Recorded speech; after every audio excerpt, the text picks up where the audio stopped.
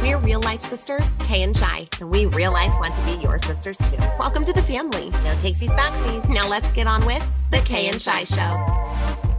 Hey family, you know Shi and I are all about living the A+ life, but this week we're talking about being a C student. That's right, and you'll see what we mean about that here in just a minute, but our guess is you are a forever learner, just like we are, which means you're often in student mode, and student mode usually means you want to achieve your best and do your best, so us saying be a C student might sound counterintuitive, but what we really mean about that is that we think that you should celebrate yourself. You should understand that consistency compounds. You should really know that clarity counts, and you should call it like it is. And that's what we mean by being a C student this week. So here on installment number 1, we're going to talk about one of our very favorite principles, which is to celebrate yourself. Now, recently we were on a mentorship call with a mentor of ours, and he said that this could be boiled down into the phrase of applaud yourself first. I love this conceptualization of the notion celebrate yourself, because it helps you understand kind of that metaphorical approach to life, that all of life is a stage, or you're the main character, or you're writing the story of your life as you go, but you should really be your number one cheerleader. You should have that inner knowing and trust of yourself and celebrate yourself, which from a neuroscience standpoint actually helps you build the habits and become the person it is that you want to be. Even if you're just faking your celebration with your body, right? Like your mind isn't really in it, but you are going to get there and you're going to pat yourself on the back and you're going to pump your fist and say yes, and you're going to put a smile on your face, even if you don't feel like it. It releases those celebration hormones and those celebration endorphins inside your brain that help to reinforce whatever it is that you just did. So if you're that forever achiever, like Shyla just mentioned, chances are at the end of whatever achievement you have, other people will applaud you. But the secret to sustaining changes in your life is that you're willing to applaud you before other people do. Think about what is it that you do when you're rooting for a team or rooting for another person? Like, what does that really mean for you? What would you say when they pass that first quarter mile mark? How would you cheer if they finally land the cartwheel they've been practicing? You would celebrate with them. You would cheer them on. You would encourage them. You would be all about that positivity and that celebration. Now, realizing that you should be the number one person you're rooting for means that you should be celebrating yourself. And so it can feel like, well, isn't this indulgent, and isn't that, this is just going to feed narcissism in the world? That's not what we're talking about, not inflated ego. We're talking about giving yourself praise for accomplishing the behaviors that advance you in the direction of your dreams, goals, and desires. Now play with us for just a second, because we are your sisters in celebration. So talk back to the podcast for us, okay? Just play, okay? We want to just ask you to roll with us for just a moment. So tell us, what's some good news that you have going in your life right now? Give us some good news. What's happening in your life that we can celebrate with you? We'll give you a quick second to answer. All right. Yes, you did it. We're so proud of you. Oh my gosh, that is incredible. You should be so proud of yourself, and we're so happy for you. Now, doesn't that feel good? That feels good on so many levels, most especially because chances are when we celebrated you, you celebrated yourself just a little bit. Well, you probably got that little smile on your face, and even though we're being silly, even if you didn't say anything during that silent moment, you have things worth celebrating, but you probably suffer from achiever syndrome, which means the second that you do accomplish something, you're already looking at A, what's next, and B, what you could have done better, and not taking that C moment to celebrate yourself and really give yourself the recognition for what you have accomplished, which then tells your brain, hey, do more of that. This is good. Do more of the behavior that resulted in the celebration. And that's what really helps you from that neuroscience perspective, build the behaviors and the habits that you want to have over time. Now, if you're the achiever who always thinks, what's next and what could I do better? One of the things that we have absolutely loved from our mentor, John Maxwell, is that he talks about giving yourself 24 hours to celebrate. Now, this can be a really constructive way of putting a cap on your celebration so you don't get too far run away with celebrating yourself. But it also gives you the opportunity to lean in for that 24 hours and know that it's okay to have those celebratory moments. So remember, celebrate yourself. And next up, we're going to talk about compounding consistency. See you there. All right, we're here on the next installment of Be a C Student Week here on the Kay and Shi Show. And the C we're featuring today is actually two CCs, and that's consistency compounds. And when we add two CCs of consistency to any action, we can see a compounding effect over time. And this is really one of those lessons that's easy to say and easy to understand, but can be so hard to continue to believe in and behave in when the going seems slow. Now, the thing that I love most about compounding consistency is that it is not a complicated way of succeeding at whatever it is that you want. Basically, if we get down to it, it really just says, don't freaking quit. Just don't give up. Whatever you want to achieve in your life can be achieved if you just keep going at it and you don't quit. No, not quitting and keeping going doesn't mean that you don't course correct. And I know that's a double negative here, but pick up what I'm putting down. We're not saying you just stay the one strategy no matter what, but you do stay the one goal no matter what. And sometimes we adjust our goals, and that's fine because you learn as you advance towards them that sometimes those kinds of larger adjustments are needed. But any kind of journey or voyage is going to have small course corrections along the way and different. You think about even a road in your town, it doesn't go direct from one destination to another. It kind of zigzags around. It follows the rivers. It has to contour around the neighborhoods and the businesses.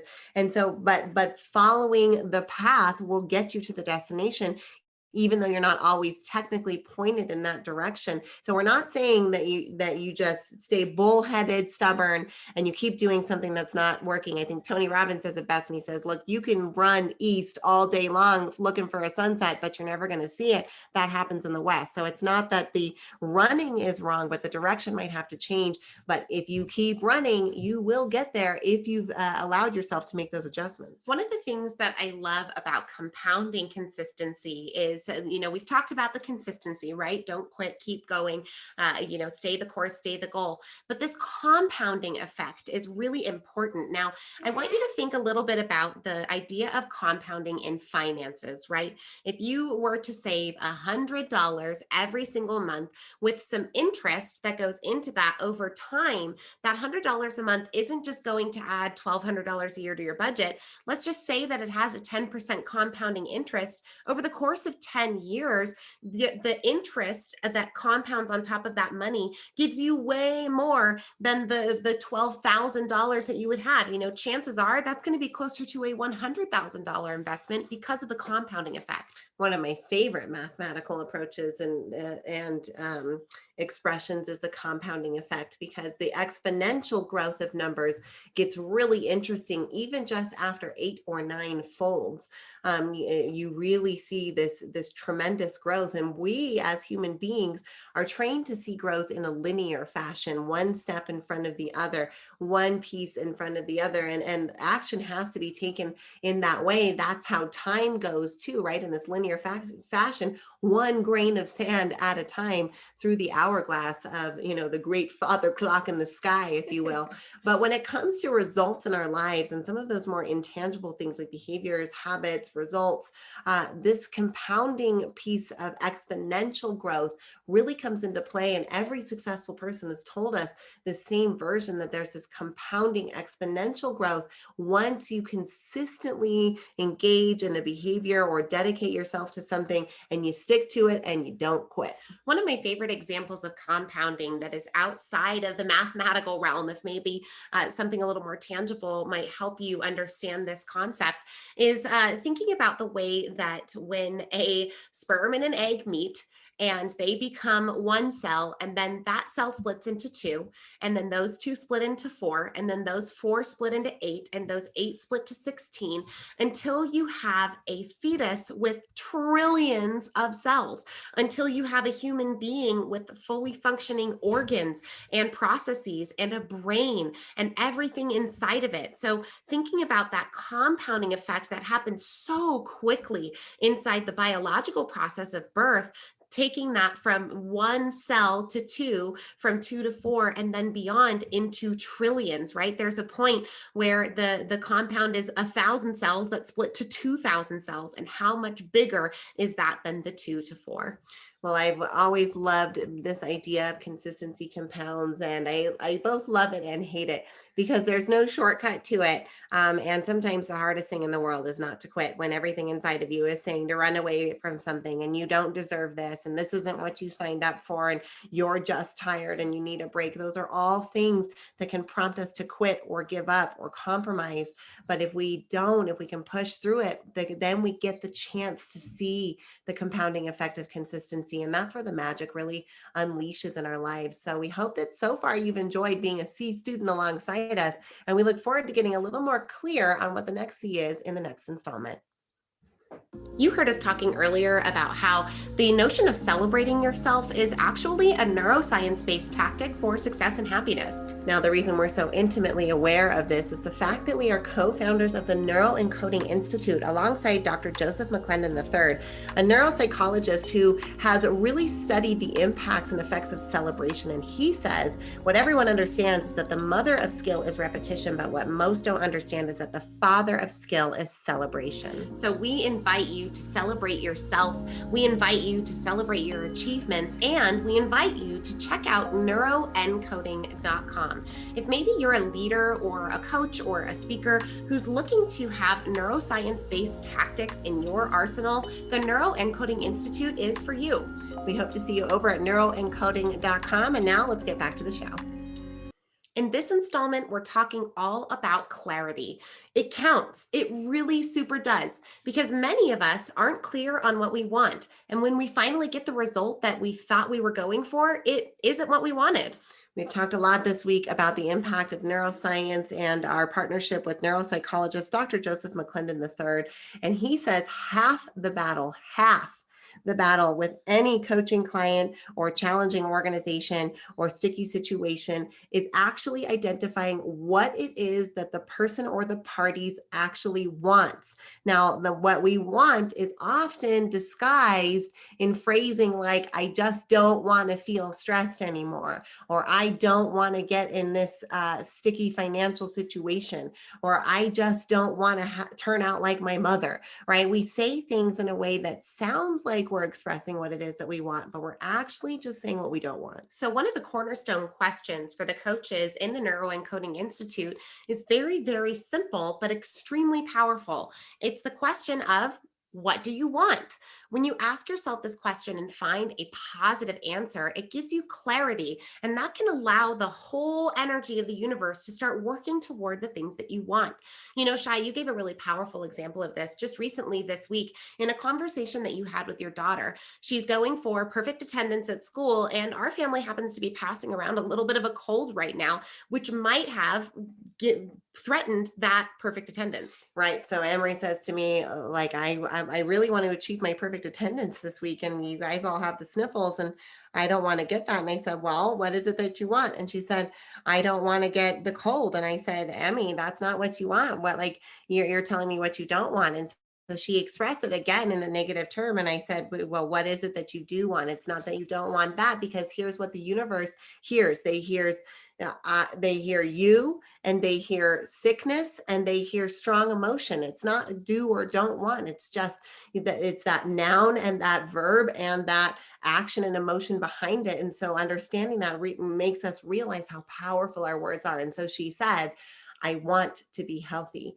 I want to have vitality. I want to be energetic and fit. And those were all perfect examples of how we can reframe into what we do want and bring some clarity to the question, what do you want? Well, this clarity is so important. And framing it in the positive can be something that, like we said, allows that momentum and magnetism of the universe and of your energy to start moving toward the thing that you desire instead of away from something. Now, when we have toward energy, it is a much stronger pull. I want you to just think about that physical expression of toward, right? Is that forward pull. You likely felt your chest expand and go forward. Now, if you're being pushed towards something, you're in that conclave position. Your chest is being pushed back. You're going backwards. You're being pushed towards something or forced toward it. And so finding this do want versus the don't want gives you lots of pull energy in your life instead of push energy, which can help you magnetize the things that you want even faster. If you're wondering if we were both undulating to and fro to the microphone just now, we absolutely were. We absolutely were undulating. You know, I think that clarity also counts in a lot of different ways. When you heard us talk last week about tough conversations, and one of the best principles we have is to say it plainly, especially when you've got something that you've got to say, just say it plainly. And I think this also plays into this principle of clarity counts. We were asked recently to be part of the speaking coaches circle for the TEDx event here in Reno, Nevada. And we were in we had just heard a practice talk from an incredible Black physician here in town. And afterwards, one of the organizers was asking her a question, but you could tell he was uncomfortable with it. He was asking about the role of race and trust with her patients and with other doctors, but he said it so confoundedly that he got done with his question and she looked at him kind of strange, like, what? And I just looked at her and said, do other people mistrust you because you're a Black doctor? And she goes, oh, and she like got it right there. And that's one of those places where it can be hard to say it plainly, but bringing the clarity forward with authenticity and respect, of course, allowed the point to be communicated more easily. So as we wrap up here in Clarity Counts, we're excited tomorrow to dive even more into what that clarity looks like when you just call it like it is.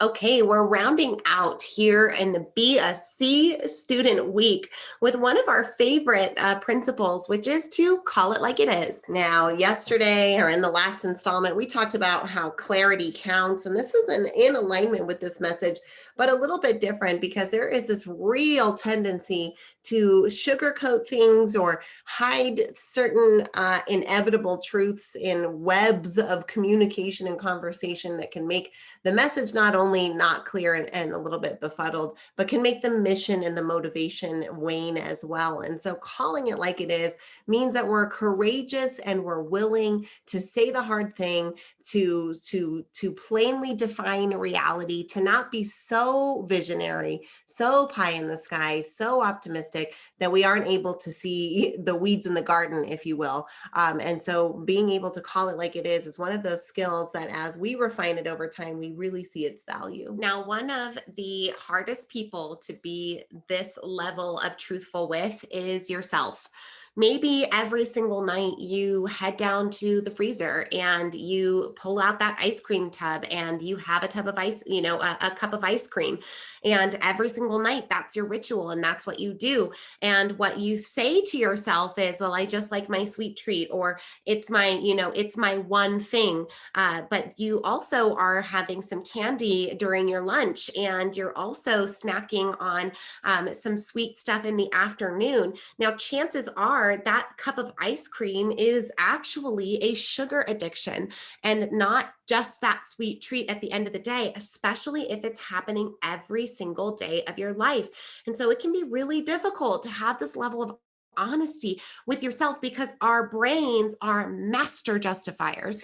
Super master justifiers. I'm just too tired. I don't have time. We don't have money. But calling it like it is means using phrases like, I'm not willing to do that, or I'm choosing not to engage in the healthy behavior or the constructive behavior, or maybe even in the destructive behavior, because this is going to align also with celebrate yourself. Call it like it is. Like if you freaking rocked something, call it like it is. Yes. You deserve that pat on the back. You should call it like it is. You knocked it out of the park. You got a home run. Call it like it is goes both ways, but we find it usually, I think, harder to call it like it is when it can be one of those sticky things or something that we're struggling with. One of the metaphors that John Maxwell likes to use is, the leader is really someone who, when they're lost with a party and they're trying to get back to the crash site or whatever, they'll climb the tree to get the view, and they'll call out to their party, wrong jungle, right? So they're calling it like it is. We're not even close to where we are. And this can be really helpful, especially in leadership. It can be helpful in understanding for your team, right? If your team has this idea that you're really close to the end, but you're really far from the goal actually, and you're the leader and you've been sugarcoating it or trying to keep hope alive by not just telling everyone where you're actually at, this can be one of the things that ends up demotivating the team as they get closer, because they realize that the goal is further than they might have seen initially. Now, last week you heard us talk about crisis leadership. And Shi, you talked a little bit about this nut of realism surrounded by the chocolate of hope. And I think that that's a really great way to think about if you're a leader, that calling it like it is isn't about being pessimistic. It's not about having that, I think most pessimists would call themselves realists, right? So saying I'm just a realist and that is how it is. But it's about balancing this idea of this truthfulness, this reality of the situation, while continuing to breed hope in the people that follow you. Tony Robbins says, don't you don't just want to look at your garden and chant, there's no weeds, there's no weeds, there's no weeds, right? That would be kind of that maybe idealistic picture of positive thinking and affirmations to manifest the garden with no weeds. He says, if you really want to be a leader and an achiever, and a high earner in all respects of the word, then you're going to look at the garden and you're going to say, there's weeds right there. And what are the strategies to getting out weeds? And what are the ones that are going to employ methods that I am in alignment with? And so calling it like it is and saying there's weeds in the garden, or money's running out, or my health is in danger, or our relationship is on the rocks, calling it like it is allows you to have clarity about where your starting place is, so that you can identify where it is that you want to go from there and ultimately take steps to do it. So we want to call it like it is so that we can gain the clarity, so we can consistently take action, and then we can celebrate ourselves along the way. We hope that you've enjoyed being a C student with us here this week on the Kay and Shi Show. And we're here to celebrate you and help you in your consistency, in your clarity, and in your ultimate truths. Thanks, everybody. We're in your corner and we're rooting for you. Have a great weekend.